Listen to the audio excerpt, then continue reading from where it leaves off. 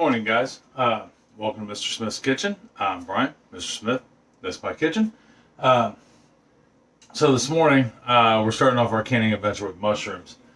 I got about 10 pounds of mushrooms total, and we're going to can them up. So what we did so far is, in here I've got my 10 pounds of mushrooms. And what we did was I went ahead, here's the process for doing mushrooms. I'm just going to run through it real quick. You take your mushrooms, you put them in cold water, all right, in your sink. Just make sure your sink clean, or if you got a whatever, but you want to soak them for 10 minutes in cold water. What that does is it loosens up any dirt that's on them. And then after 10 minutes, you're going to take them out and you're going to rinse them off, cold water. Then you're going to put them in a pot. Now, if they're, you can do whole or sliced. If they're whole, they have to be under 2 inches around. If they're bigger than that, just slice them. Now, I just went ahead and sliced all mine up. We like sliced mushrooms. I don't really have a need or use whole mushrooms a whole lot. So I went ahead and did slices. After we get them in our pot and we put them in water, we stick them on the stove. We bring it to a boil and we let it boil for 5 minutes. That's all you have to do to prepare these. After I got that done, I put on a second pot. It's nothing but hot water. And then I've got my canner going, which I actually need to turn my canner on now. So that way we can get it running. Now, I use a Presto Canner, as many of you may know, but if you're new to my channel, first of all, welcome. I did kind of skip the whole intro thing going on, but it's going to be a busy day. I use a Presto Canner, which Presto pressure canner. You start out with 3 quarts of water in the bottom of it, no more, no less. And then you want to start warming that up. The thought process behind this is you want everything to be close to equal temperature. Like right now, my jars are sitting right here in the sink in blazing hot water. That way they're hot, my mushrooms are hot, and my water is hot, and my canning water will be hot. That way you don't shock the glass. If you, at any point, now I'm not going to say that it will happen, but it could happen. Sorry, I'm busy getting something to ladle out mushrooms with. You could run into shocking your jar from hot to cold, and you could break your jar. Now, like I said, I've never actually had that happen, but it could happen, and you don't want that to happen. All right, well, I got to run downstairs real quick, and when I come back, I got to get some canning stuff, but I wanted to show you where we were at. When I come back, we'll start canning these puppies up. All right, see you here in 1 second. Okay, so I had to run downstairs, grab the funnel, and the tongs. Tongs are important. So the first thing we need to do with canning these is that canning mushrooms is really easy, and it's incredibly cost effective. Let me get you down here so you can see what we're doing.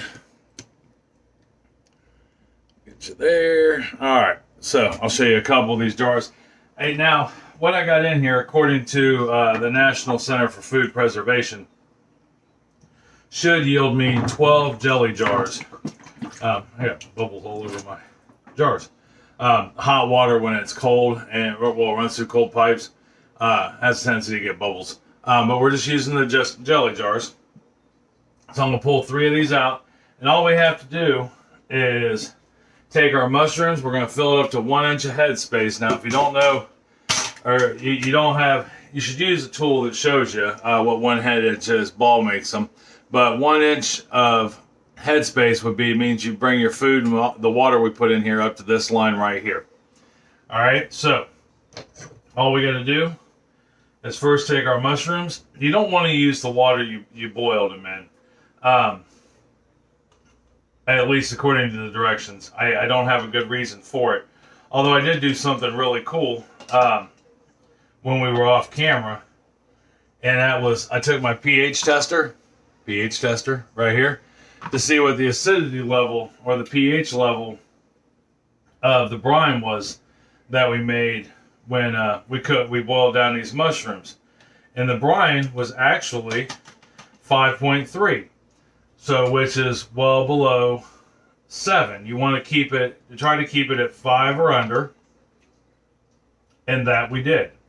At 5.3, we know we're in the safe zone where we don't need to add any vinegar or anything like that. And by pressure canning them, we'll be making doubly sure that we're in good shape. Get these down. Oh, don't want to lose that one. No mushroom left behind. That's my motto. Get those down to 1 inch of headspace, and then we're going to take our water, our hot water. Now, temperature-wise, everything should be right around 180 degrees. Is what the canning guidelines kind of go at. Now, the reason why 180 degrees is because all bacteria, food bacterias, are destroyed at 180 degrees, except for botulism spores. And if you caught my video a while back about canning and what to look for, you don't kill botulism spores until you hit 240 degrees, and it has to be for a certain amount of time, like 15 minutes. So, which is why, in order to ensure, since we're not dropping the acidity level any further down in these mushrooms, by adding vinegar or whatever, but we are going to can some mushrooms down the road. We're going to water bath can them, but they get vinegar put in them, and they're really, really good. All right, so we got our water up to that. We're just going to put a 1/4 teaspoon of salt in these. The salt is simply for, now if you watch my cooking videos, I know I've mentioned it a few times, salt, if used properly, brings out flavor. It doesn't overpower, it just brings out flavor. So we got those done. They're at 1 inch of headspace. Take a paper towel, get some water on it. Now, you could use vinegar also to do this with. I'm not this go around mostly because I left the vinegar in the basement. But what you're looking to do is you want to clean the rims off. You don't want even the slightest little particle, even one you may not be able to see right offhand, can block your lid from sealing properly. And then you won't have a good lid. So we got these up to 1 inch of headspace. 1 inch of headspace right there. All right. We're going to debubble it real quick before we put our lids on. And all you have to do to debubble, I mean, you can use a chopstick, you can use a plastic fork, and whatever you got, you just want to push that down in there. Make sure there's not any air in them. You know, air is not your friend when it comes to canning at all. If you watch Rose Red Homestead, it's a channel. It's called Rose Red Homestead, Lady with a Gadget. And there's a long story behind that. I won't take up your time with it, but yeah, there are certain things. Matter of fact, I talk about them in my canning video, my last beginning canners video. You know, there are certain things that are not your friend. One of them is heat. One of them is air or oxygen. Temperature. Those are all things that aren't your friend when it comes to canning. Those are things you want to avoid. So anyhow, I got those up to 1 inch. When you debubble, sometimes it'll drop here. As the air comes out, the water goes down. So you want to make sure you're still at that inch of headspace. We are there. I'm going to put our lids on. Lids on. And then we're going to grab some rings. Put our rings on. Man, that is hot. And you want to go finger tight. Finger tight, as I've discussed in several canning videos, is you use your fingers and you tighten it. Not palm tight, not death grip, turn it as hard as you can tight, just finger tight. After you do that, you're going to set it in your canner. So, lid on, ring on, finger tight, finger, not death grip, finger in the canner. All right, well, I'm going to do this 9 more times, and when I come back, we'll talk about the next step. All right, I'll see you here in just 1 second. Okay, so we got everything jarred, 1.5 inch of head space, all that good stuff. I did end up actually with a pint extra of mushrooms. I could have put it in 2 more jelly jars.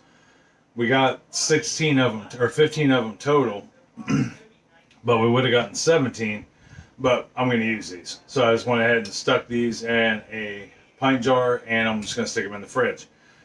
So now what do we do next? The next thing we're going to do is we got this on, and it's heating up, where I'm going to wait for this little tab here that you probably can't see yet. To pop up. Once it pops up, I'm going to set my timer for 10 minutes. This is going to start blowing steam out, and what it's doing is it's getting all the air out and replacing it with steam inside this canner.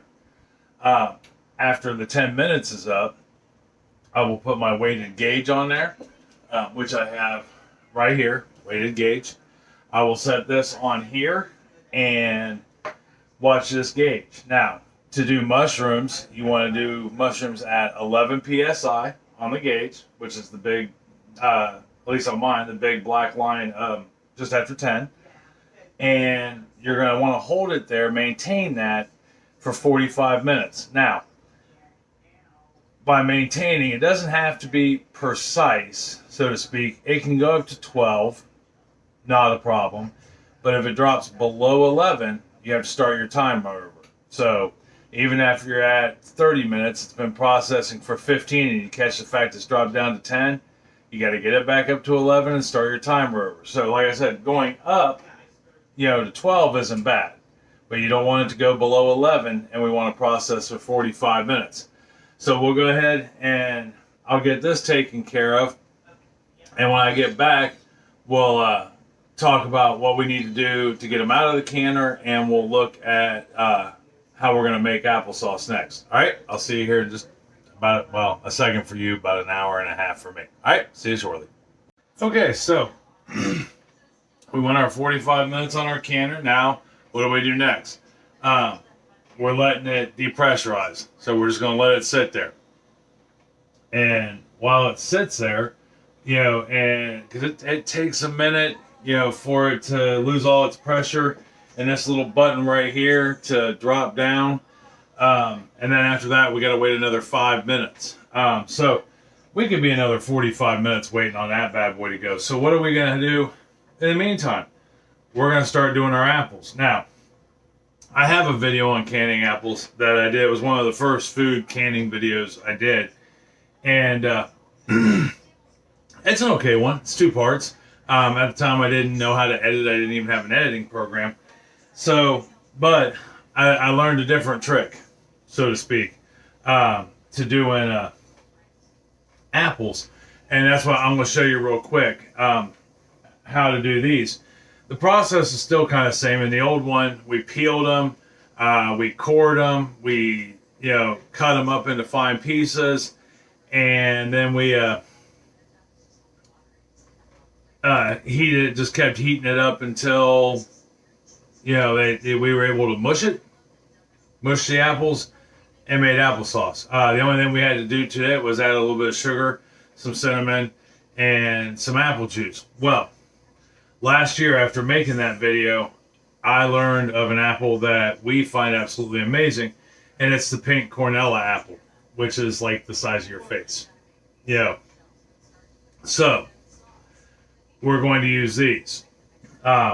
These particular species of apple, you don't have to add sugar to, you don't have to add juice to, you don't add anything. This applesauce is truly just applesauce. At least it was last year, so we'll see about this year. But on that same note, I bought 2 bushels. If you're wondering what a bushel is, that is a bushel. It's about 50 pounds worth of apples, and I bought 2 of them. We're gonna, like I said in previous videos, we're gonna do a few things with these apples. We'll slice some up and do apple slices in a can or in a jar with cinnamon and vanilla, and then some just plain. We'll make lots of applesauce. I need about 8 months worth of applesauce. Abby eats this stuff every day for lunch. So we're gonna do a lot. So to cut them up, excuse me. Get the camera down here so I can show you. It's really easy because we're using a food mill.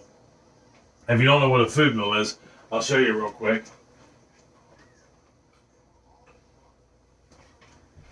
This is a food mill. Now it just simply attaches to your countertop. You turn this bad boy and the apples go in, cooked and whole or sliced, and come out. All the seeds and peels will come out this end, and all the applesauce will come out here. But first we got to get it to where it can do that. So all we simply have to do is take a knife. Remember, just like in cooking, sharp knives are important. And we're just going to quarter these. Okay? That way they'll boil a little quicker. Plus, they'll be easier to get into the food mill. So we'll just quarter them. I mean, if they're super huge, like these are pretty super huge, I'll probably go ahead and do these into eighths. You know, so it'll be four slices per half, or 8 slices per apple. But I don't know how well it shows on camera, but see how white those are? And when you process them, after you're done processing them, they turn a really light, kind of cool shade of pink. So I'm going to go ahead and get these sliced up and get this pot full. And when I come back, we'll talk about the very next step. All right, see you in a second.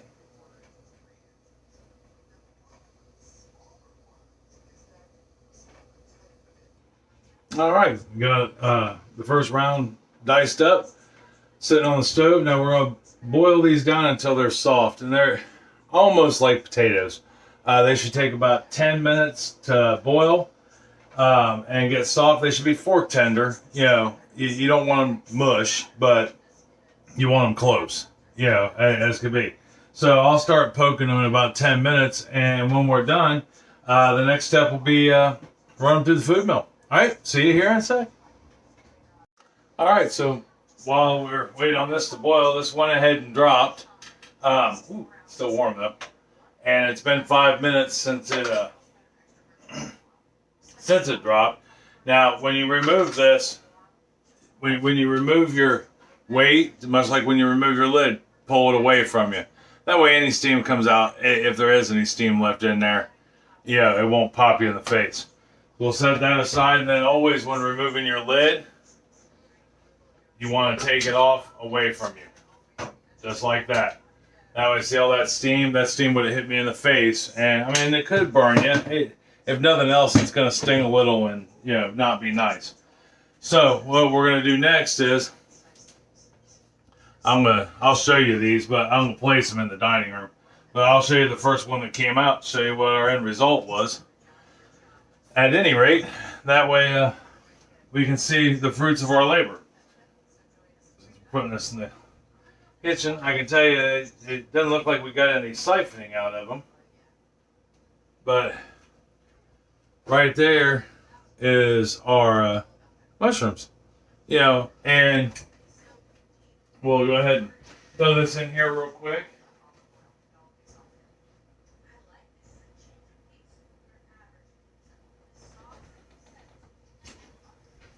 So what are we going to do with these as we take them out? We're going to set them out. We're going to set them down. And in this case, it's going to be on the dining room table. But we're not going to do anything with them for 12 to 24 hours. We're just going to let them sit and cool. You want to leave about an inch of space, you know, in between them. That way the air can circulate around them and they can cool all together. And that is... yeah, and that's what we're going to do. And then when we're done, we'll take the rings off of them and write the date and what they are on the jar. All right, well, I'll be back when we're ready to mill these apples. All right, see you in a sec. Okay, so we let our apples boil. This is actually round 2 of the apples boiling. I have learned with the pink Cornelius, since I didn't do it this way last year, that, what is that? Cortland. Sorry. Pink Cortland apples. That by the time they start boiling, they're soft enough to go through the food mill. So let's, I'll show you this process here. And we're trying to get, I'm looking at 6 quarts because my other big stock pot is a 6-quart pot. That's a 12-quart pot. And we're going to do 6 quarts at a time doing process. This is actually, with the food mill, incredibly easy. So all I'm doing with my, I honestly don't know what this tool's called. My wire spoon. No, it's not a masher. It's what we use to take fried foods out of. Yeah. Just a mesh ladle. Yeah, a mesh ladle is what Chris says. I'm pulling these out. That way I don't get a bunch of water in it.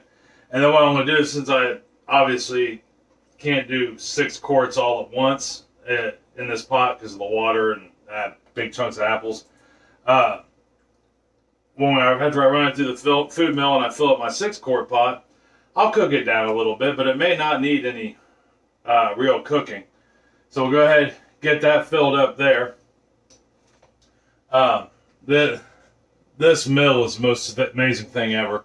Let me get you down just a little bit better. So you fill the hopper, and all you literally do is just have to mash it down in a little bit to get it started. Which there's already some in there from the last go round. So, but you'll see, well, at least I hope you can see, this stuff is going to come out pink. Remember the apples were white, but because of the type of apple it is, it turns the applesauce pink, which is just awesome. And if you've never seen a food mill work before, the way it works is inside here there's a screw, right, that sends the apple down through.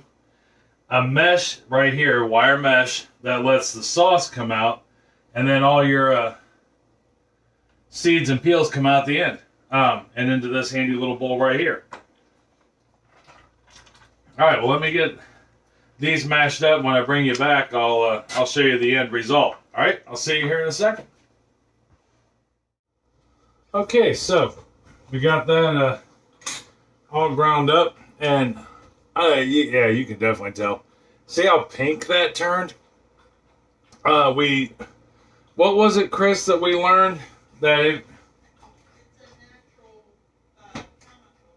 yeah, there's a natural chemical in some apples that when you heat them, it turns it a different color. In this case, it happens to be pink. But here's what happens when you run it through the mill. Right there is all our skins, our seeds, very little waste. You know how, like, if we would have done these with slices, it would have come down to, we'd have lost a little more apple. But in this case, we didn't lose hardly any apple. We got all the apple, we got rid of all the skins and seeds, and it's already mashed for us. So now all we have to do is simply load it into jars. Now we want to do sorry, I can't remember what the headspace is. I think it's a 1/2 inch. I got it written down in my books, that way I don't forget. Let me get over there. Yep, 1/2 inch of headspace, and we're going to process these, since they're quart jars, for 20 minutes. When you have a bunch of recipes, canning, cooking, baking, or otherwise, it's always good to write recipes down. Trying to remember them all. I mean, we've got probably 300 recipes when it comes to canning, cooking, and baking, and there's no way I could ever remember them all. But all we have to do is take these, we'll take our quart jars, our handy dandy funnel, just like the last time, and we're going to fill these up. Now, this is a 6-quart pot, so it should take 6 of these jars, but I got 8 just in case, because you never know. It just seems to never quite, at least with us, of course, we're not professionals by any means, and we don't own a factory, but yeah, it always seems to go one way or the other. We don't have enough, we have a little too much. But we did taste test this, and it does taste quite delicious. And once again, the only thing in it is the apple, which is why we like this apple versus some of the other apples that are sweet and tart, which is okay, but you have to add sugar to it. And we like the fact that with these, you don't have to add any sugar. All right, well, I'm going to get these filled up real quick, and then we'll get them in the jar. Same process as the mushrooms. We're going to fill it up to a 1/2 inch of head space in this case instead of the inch. And we're going to wipe our rims down, or wipe the edges down. We're going to put the lids and the rings on them at finger tight. Remember, finger tight, not palm tight. And then, but these ones we're going to water bath. So when I come back, which is different than pressure canning, when I come back, we'll discuss that. All right. Okay, well, I ended up getting 7 quarts out of that. Let me show you what they look like. I stuck one in the fridge because it was maybe, I don't know, an inch shy of being a 1/2 inch too. But that is our applesauce. And the fact that it's pink is the coolest thing ever. So, that being said, like I said, not only is it pink, but it has nothing in it other than apples. No sugar, no nothing. For us, it is just plenty sweet enough. But let me show you what we got going on here real quick. So, we got our 6 other jars are in here. We don't have to process the 7th one because we're going to eat it right away. But we got it in there. The water was already, I was pre-warming it. So that way, warm applesauce, warm jars, warm water. No different than pressure canning. So we've got our 6 jars in there. It is about 1.5 inches above the jar. Maybe a little more, give or take. But you want at least 1 inch to 1.5 inches of water. So what we're going to do next, or what I'm going to do next, well, we are going to do next, is put the lid on that. We're going to bring it up to a full rolling boil with the lid on. When boiling, even water bath canning, you want the lid on. Once it gets up to a full rolling boil, we're going to let the timer set for 10 minutes, or we're going to set the timer, geez, bring it up to a full rolling boil. Let it boil for 20 minutes because it's quarts. If you happen to be doing pints, the smaller jars, it is 15 minutes. So this recipe will do pints or quarts. And it's probably the best thing to start with if you're just learning how to can, is apple products, applesauce, apple butter, things like that. All very easy to do. Great if it's your first time canning. I highly recommend it. It teaches you the basics, so to speak. So I'm going to go ahead, get the lid on that, and we'll get her processing. And after 20 minutes, I'm going to turn the heat off. We're going to let it set for 10 minutes. Not do a thing for 10 minutes. And then when I come back, we'll look at what we're pulling out of here. And hopefully we didn't have any siphoning or nothing like that. And we did it all right. All right, I'll see you here in just a little bit. Okay, guys. Well, we are done processing and got them out to cool. And there is our 6 jars that we processed. And then down here is our 1 jar that we didn't. So today we, sorry, cord got wrapped up. Today we were quite productive. That took us about 6 hours to do all that. And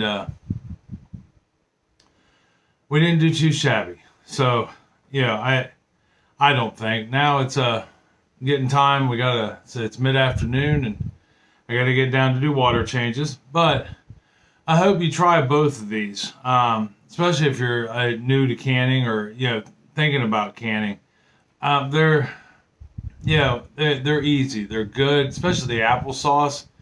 It's just simply peel. Well, in my case, I didn't have to peel them. I had a food mill, but you would just simply peel the skin off of them, take the meat off the core, boil them down, cook them down, and mash them up, and then put them in a jar and process them for 15 to 20 minutes, depending on the size of the jar. And you get something that's, all natural, no preservatives, no additives. Not that the store-bought isn't good, But in reality, I didn't have to buy the jars because those are from last season. So the only thing I had to buy was the lids and the apples. So if I can get 14 jars to a bushel, 14 quarts to a bushel, well, a bushel was only $20, and your applesauce at your store comes in quart jars, and they're $6. So for the price of 3 of these jars, you could have 18 jars of applesauce that's a bushel for the cost of 3. I think that's pretty good. Even if you had to go buy your jars and your pot, you'd still be in the clear cost wise. And like I said, there's nothing in it you don't know. The mushrooms are the same way. That whole thing, Grant, I had the jars, but it cost me the mushrooms, which was like $20. Jars half that size at the store pre-done are, almost 75 cents a piece. Those might have cost 35 cents a piece to make. So, and they're good for 2-3 years, at least 2-3 years. They won't last that long in our house, but they're good for 2-3 years, maybe even longer. Anyhow, I hope you try these. If you do, let me know, because that would be awesome. And I think that would be really cool. So, that being said, I'm going to go do water changes. I hope the rest of your day is a wonderful one. I love you. I love you very much. Tell somebody else you love them and you love them very much. It's going to make their day a whole lot better. I promise. Make you feel a whole lot better. I guarantee it. All right. I'll talk to you later. All right. Love you. Bye.